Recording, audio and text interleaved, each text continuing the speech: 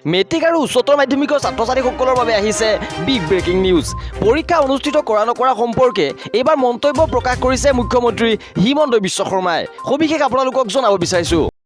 আমাৰ সন্মুখত যিটো ডাইলেমা আছে যে CBSEত মেট্ৰিক পৰীক্ষাৰ আগতে ইণ্টাৰনেল ইভালুৱেশ্যনৰ এটা নিয়ম আছে।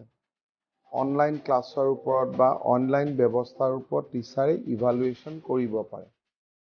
আমাৰ তেনেকুৱা ব্যৱস্থা আগৰ পৰা নাছিলে।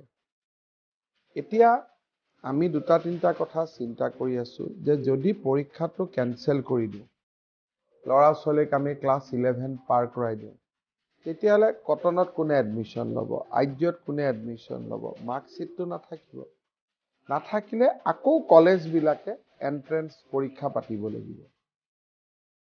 তাৰ বিপৰীতে এটা ছাজেশ্যন আহিছে যে নহয়, মাত্ৰ ক'ভিডৰ পৰিৱেশ ভাল হোৱাৰ লগে লগে 2, 3, 4খন বা 3খনমান পেপাৰৰ খালি পৰীক্ষা লৈ আমি ল'ৰা ছোৱালীক পাছ কৰাই দিব পাৰোঁ।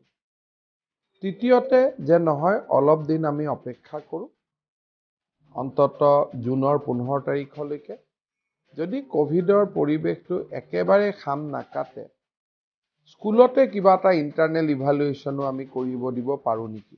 12ৰ এক্সামিনেশ্যন ভাৰত চৰকাৰে CBSEৰ ক্ষেত্ৰত কি কৰিব তাক আমি চাই আছোঁ। কাৰণ আজি মেডিকেলৰ এণ্ট্ৰেন্স, যদি কোনোবাই মেডিকেল পঢ়িব খোজে তাক 50% লাগিবই।